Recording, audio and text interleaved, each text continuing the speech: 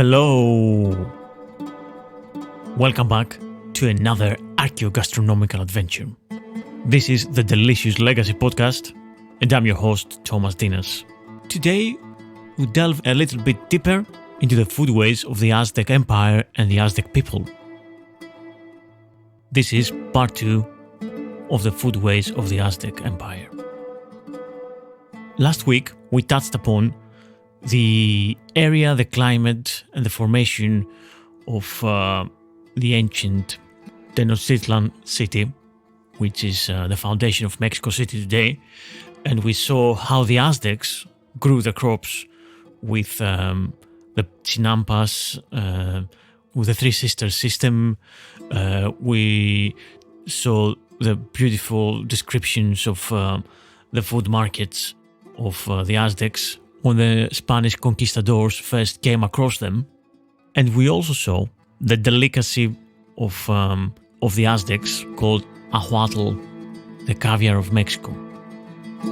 Now, in previous episodes on this podcast, when I talked about the history of cacao and chocolate, for example, which is another ingredient that came from Mesoamerica, we touched upon elements of Aztec food.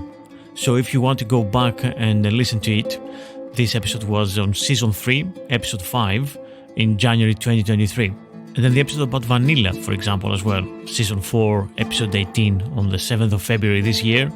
Again, we talked about how it was used in the Aztec times, because vanilla is another ingredient that comes from that area of Mexico.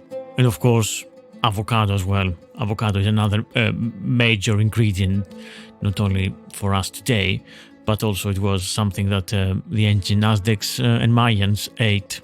It was part of their diet.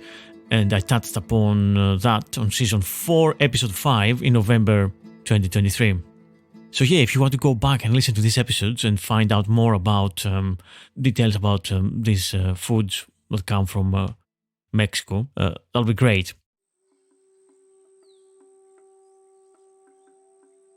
But now let's continue with our Aztec adventure and check this amazing document called Florentine Codex. And because this is such an important document, and it's also written in the original Nahuatl language as well, I would like to read some passages from it, translated to English from Nahuatl language, not through Spanish.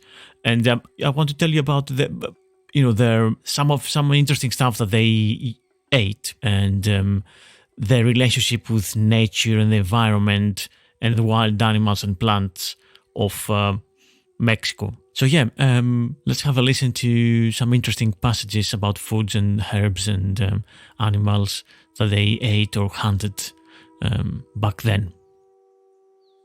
So the passages I'm going to read, they are from the Florentine Codex, which is a 16th century ethnographic research study in Mesoamerica by the Spanish Franciscan friar Bernardino de Sahagún. So that was written very early after the Spanish conquest, so around 1545, until his death in 1590.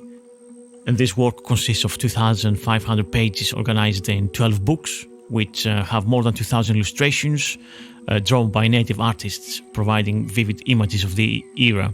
And it documents the culture, cosmology, ritual practices, society, economics, and natural history of the Aztec people. And in partnership with Nahua elders and authors, who were formerly his students at the Colegio de Santa Cruz de Tlatelolco, Sahagún conducted research, organized evidence, wrote and edited its findings, and worked on this project for up to 45 years. So the Codex has the Nahuatl version of the text and Spanish version, and this has been translated in English as well, and it has been put online with basically in Nahuatl and Spanish and English in the World Digital Library. So you can find it online and look upon yourself at the same stuff that I've been looking at.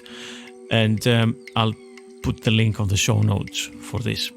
And this manuscript itself, Florentine Codex, has a very interesting history, obviously. It was very valuable as an ethnographic text, but the Spanish crown seems to have lost it, even though they required from Fray Sahagun to hand over all his documents about the Aztec culture. King Philip II of Spain concluded that it was not beneficial for the Spanish colonies in America to the whole ethnography and organize all this information. And there were all in all 3 copies, I believe, of 3 bound volumes of this codex. And the manuscript became part of the collection of the library in Florence at some point after its creation in the late 16th century. And it was not until the late 18th century that scholars became aware of it. And that was when, firstly, Angelo Maria Bandini, a bibliographer, published a description of it in Latin. And the work became more generally known in the 19th century, around 1879. The 11th book, which telleth of the different animals, the birds, the fishes, and trees and the herbs, the metals resting in the earth, tin, lead, and still others, and the different stones. First chapter, which telleth of the 4-footed animals.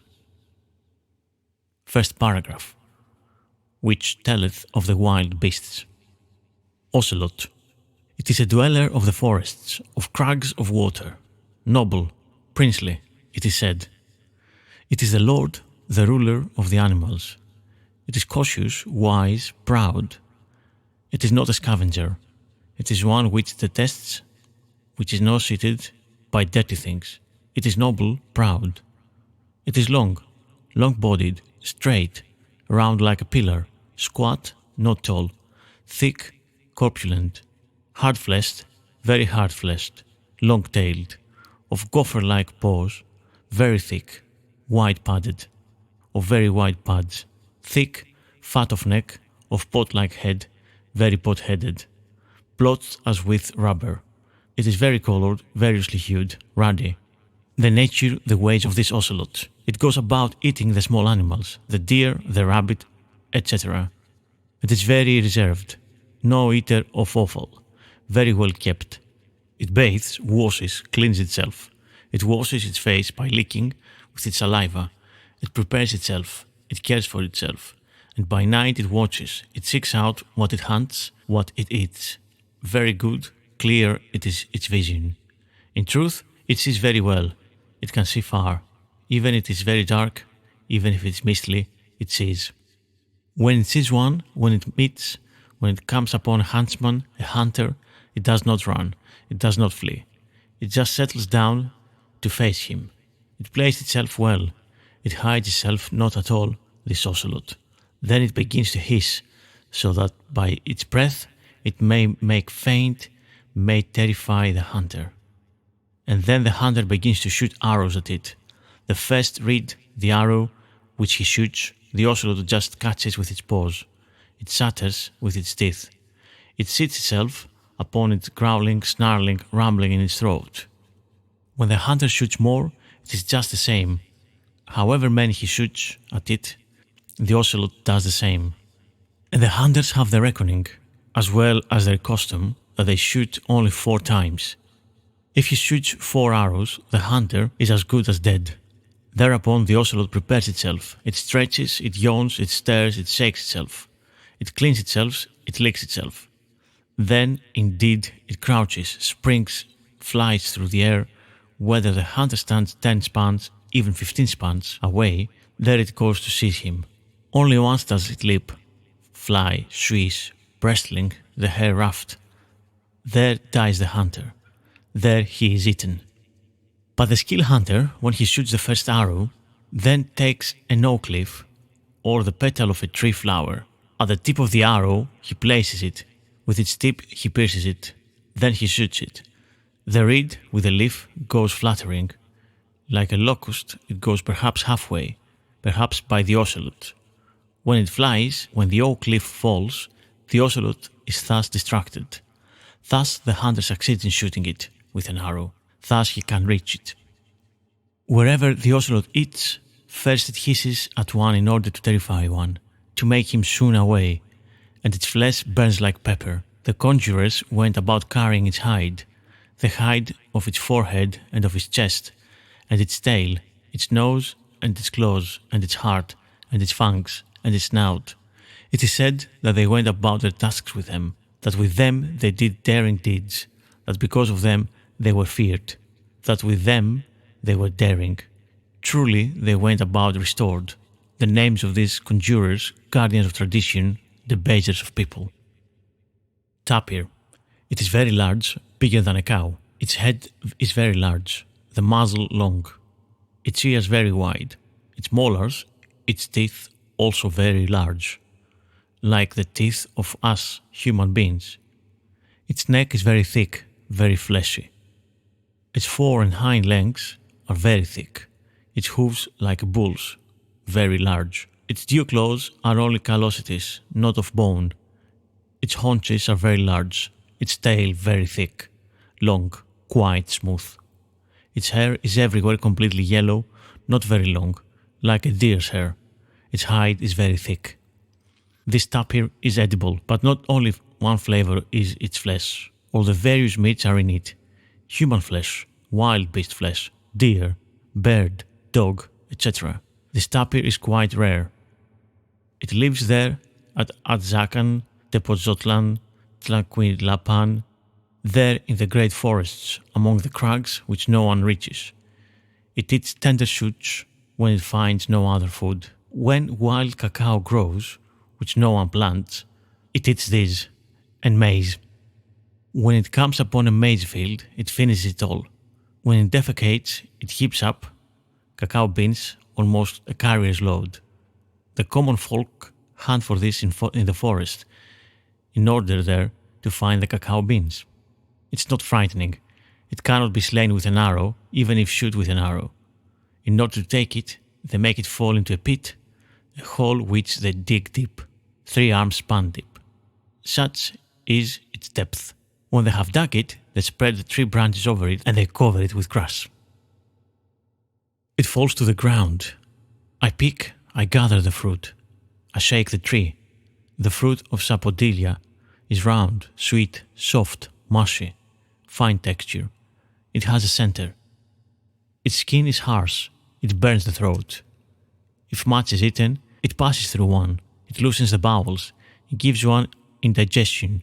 It gives one diarrhea. Kochijapotl. It is just the same. It relaxes one. It makes one lazy. Puts one to sleep. Calms one. It lowers the star of the night. Tlakakotzatpotl. It's just the same. It is very big, large, massive, round, very round, exceedingly round, like a large ball, like a very large ball. Ajapotl. The ajapotl tree is a smooth one, smooth in all parts, a slick one. The fruit is edible, good, fine, sweet, very sweet, pleasantly, agreeably sweet. Fiery, fiery like bees. It makes one swoon. It is yellow like a child's excrement of fine texture, very fine texture. Most surpassingly fine. Surpassingly fine texture. It is watery. It has center, and the center of this one is a medicine for infections. I eat the ajapotl. I bite it. I dissolve it. I masticate it in my mouth. I swallow it. I swallow it whole. Take it in one bite. It grows in the east. Its habitat is in the east, in hot lands. Cacao tree. It has broad branches. It is just a round tree. Its fruit is like the ear of dried maize, like an ear of green maize. Its name is cacao ear. Some are reddish brown, some whitish brown, some bluish brown. Its center, that which is in its interior, its filled interior, like a kernel of maize. The name of this when growing is cacao. This is edible, potable. This cacao, when much is drunk, when much is consumed, especially that which is green, which is tender, makes one drunk, takes effect on one, makes one dizzy, confuses one, makes one sick, deranges one. When an ordinary amount is drunk, it gladdens one, refreshes one, consoles one, invigorates one. Thus it is said, I take cacao, I wet my lips, I refresh myself. Mitspili. It is as if to say baby fish. It is a very small fish, round, like an aquatl. It has legs. It is dark green, red when cooked.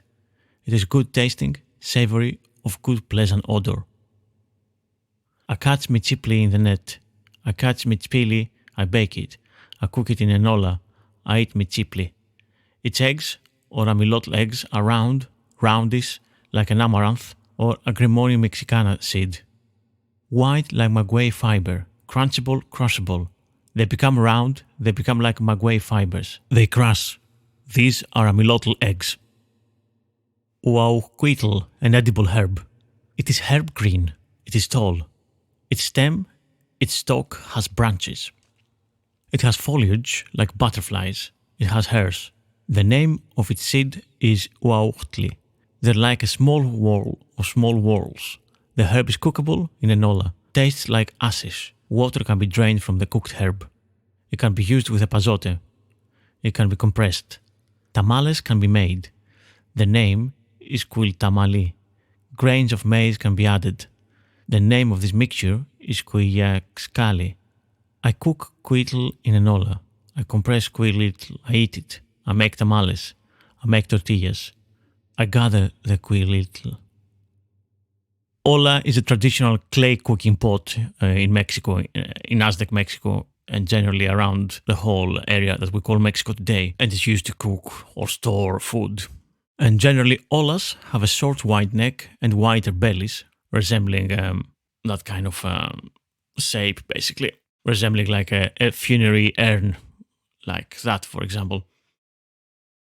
One of the drinks of pre-Columbian Aztecs was pulque, which is a fermented alcoholic beverage, and it was made in the Mexico area. It is cloudy and whitish in appearance and has a sour buttermilk-like flavor, and about 6% alcohol content. This is made from fermented honey water, aguamiel, the sap of any or several species of agave or maguey, another plant as well. So this aguamiel is collected by cutting the flower bud from a mature plant, leaving a basin-like cavity. The basin fills with liquid, the sap is drawn, and the cavity refills, providing up to 15 pints, or about 7 liters a day, until the plant dies. The sap, containing approximately 10% sugar, is fermented in wooden barrels for several days, often with the addition of previously fermented pulque to hasten the process. The freshly fermented beverage is consumed unaged, still containing suspended yeast cells, sometimes with added fruit juice flavoring, or spiced with chilies or other herbs. It is sold in containers or by the barrel to drinking houses, nowadays, which are called pulquerias. While most pulque is drunk within a few days of production, it is also pasteurized and bottled nowadays, and it provides an important and inexpensive source of carbohydrates, amino acids, and vitamins. In half a year, a single agave can produce 250 gallons of the sap, which is then fermented, as we said, or can be distilled nowadays to make mezcal. At the same time, instead of using pesticides, the farmers have turned the pests into a bonus crop, and it's very profitable as well nowadays. So an order of champolocos fried costs about 380 pesos, over twice as much as the next most expensive appetizer on the menu. So basically, these are edible insects. We have a mural in Cholula, which is called Los Bebedores, aka the drinkers, from around 1000 CE, which is one of the first confirmed evidence of pulque. Scientific research places the origin of pulque as far back as 200 CE, so around 1800 years. Pulque was thought to be a gift from the gods. Mayahuel, goddess of Maguey, gave pulque to the Aztecs, and it was a sip of pulque given to Quetzalcoatl by his brother, the god Tezcatlipoca, that intoxicated him and led him to abandon his celibacy, which in turn made him decide to flee. And his return, according to the legend, was to happen in a year that coincided with the eventual arrival of Spanish conquistadores. So during the Aztec era, pulque was a sacred drink, a beverage reserved for the gods and their priests. When the Aztec Empire fell, however, it became a drink of the people, produced widely around the central Mexican highlands, and a major economic driver in the area. During the colonial era, the Spanish crown tried to outlaw pulque production, of course, citing ties to non-Christian religions, and claimed that it caused major health and social issues among indigenous people. But the economic power of maguey put an end to the prohibition in 1786. Even during the ban, the crown was collecting millions of pesos in taxes on pulque. Of course, this coincidence of the god Quetzalcoatl returning the same year as Cortes arriving in Mexico gave rise to like a legend, a myth, or a rumor that obviously Montezuma thought, the Aztec emperor thought that Cortes was the actual god, the return of the god. But these all myths were created post-conquest of the Aztec Empire with the Spanish influence, of course. And there's little proof of a pre-Hispanic belief on that return anyway.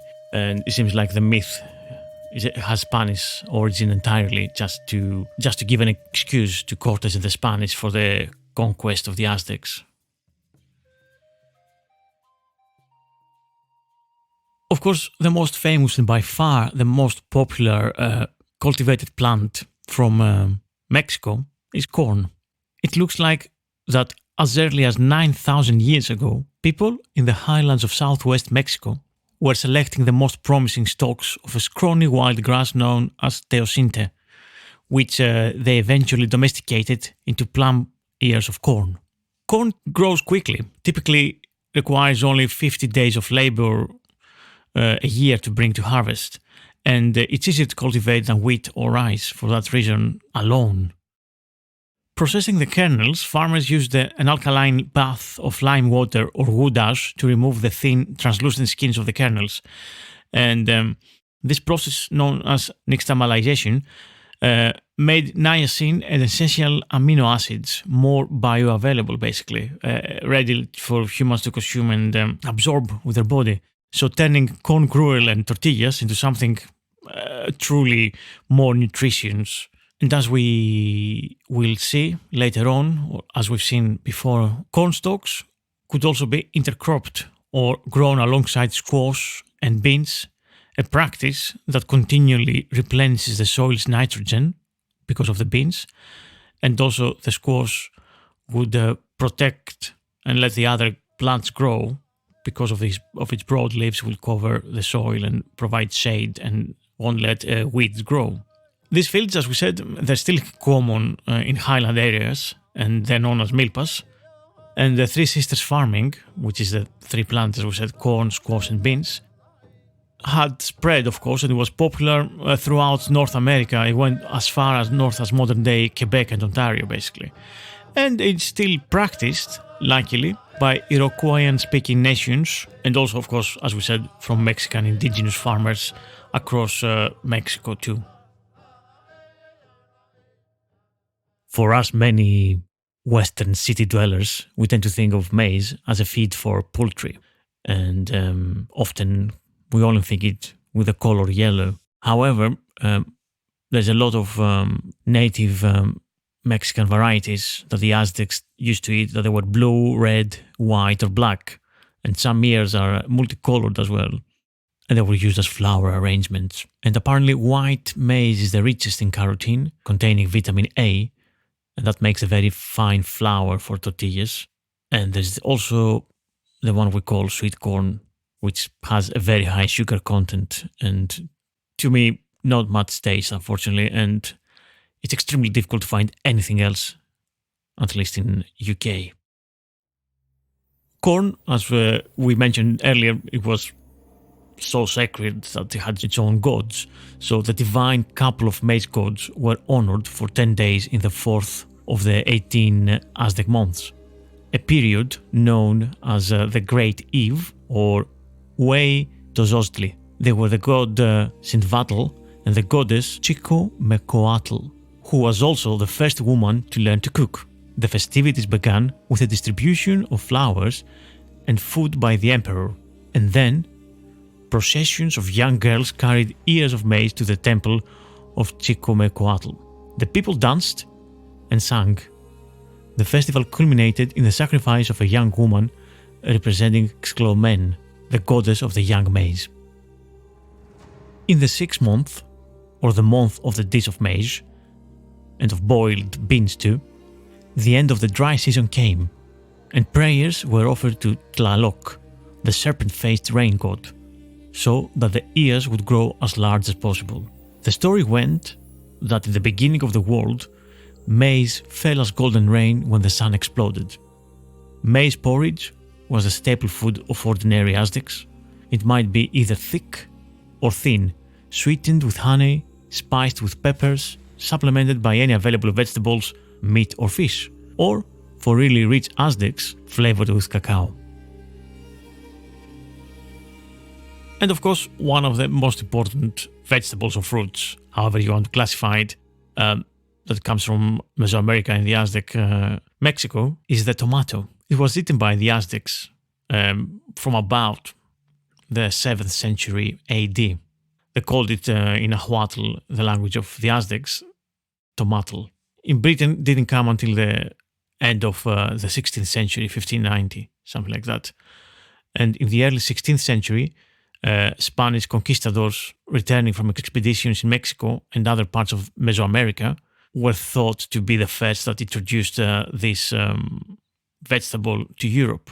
One of the earliest discussions of the tomato in the European literature appears in a herbal written 1544 by Pietro Andrea Mattioli, an Italian physician and botanist, who kind of described it as a new type of eggplant that had been brought to Italy and that was blood red or golden in color when it was matured and could be divided into segments and eaten like an eggplant. And this means cooked and seasoned with salt, black pepper and oil. And it wasn't not until 10 years later, so 1554, that tomatoes were named in print by Mattioli as pomidoro or golden apple. And the first recipe that is known, European recipe that is, comes from, with tomatoes, comes from Antoni Lantini, 1692, his culinary treatise Lo Scalco alla Moderna, so the modern steward, which makes tomato sauce in Spanish style, and it's more like a chunky salsa, basically. Latini himself worked as a chef for a Catholic cardinal in Rome and for the Spanish viceroy in Naples. And perhaps that's where he learned to cook with tomatoes as an exotic food and food from faraway lands. For most of the 17th century, tomatoes was largely seen as was largely consumed by the elites. One very interesting ingredient that it was served mainly in banquets in the Aztec world is or was Teonanacatl, which is the divine mushroom of the Aztecs. Now, these banquets were held by the Poscheca, which is the long-distance traders. These were going to the four corners of the empire and beyond, and regularly, and they were trading with the vanilla, cacao, and all the other goods. So these banquets regularly included large amounts of chocolate drink. There were 12 Poscheca guilds in the heart of the Aztec Empire, and the membership in them was hereditary, and each had its own headquarters and warehouses. Any aspiring merchant would rise in rank within his guild, but this was a very expensive business.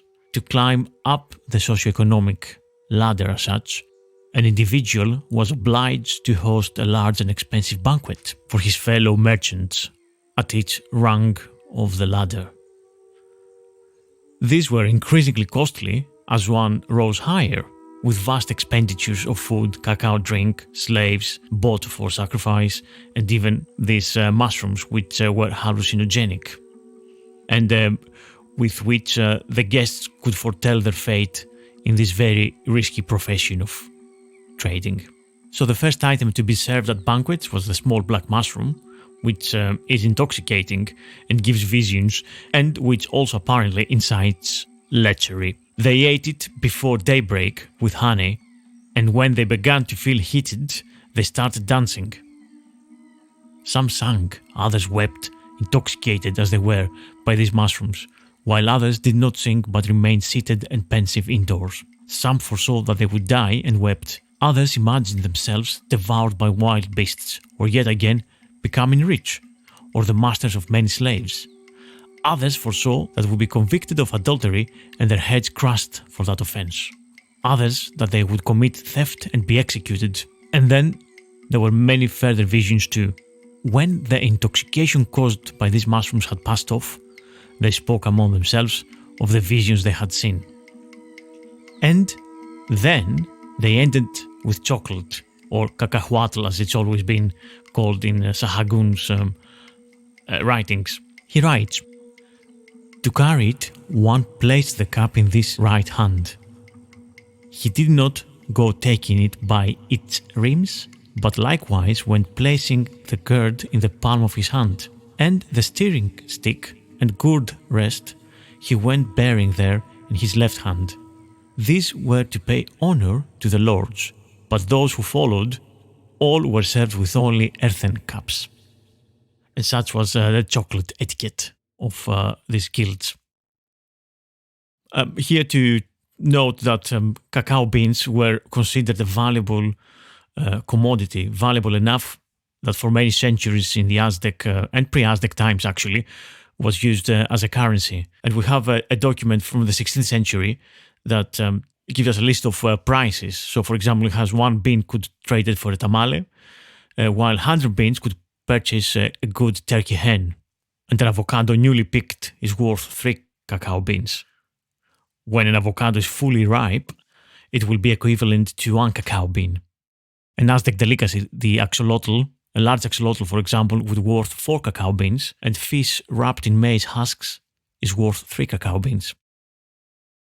And now, for the extra bit for Patreon backers only, we're gonna talk about the huautli, meaning the smallest. And that's all for today. I hope you enjoyed the foodways of Aztecs and the Aztec Empire, and inspired you to create some traditional Mexican food. Thanks so much for listening once again. And I would like to let you know that if you want the episodes early and ad-free, plus bonus content, you can subscribe to my Patreon page. Just simply go to Patreon and search The Delicious Legacy Podcast, or Google that, and Patreon, Patreon, and you'll find my page there, where you can subscribe from $3 a month, which is very little money, of course. A coffee in London is about $5, and a pint of beer is roughly $9.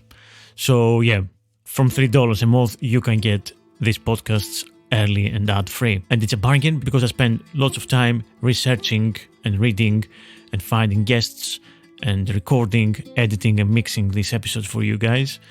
So yeah, excellent bargain here. Alternatively, if you can't afford that, and I appreciate that for many people it's very difficult, you can leave a review or a rating on Spotify, Apple Podcasts, Pocket Casts, and so on, which helps with the visibility of the Delicious Legacy. And of course, you can share it with friends and family. Thanks again. I've been Thomas Dinas, and I'll see you soon with another archaeogastronomical adventure. Bye.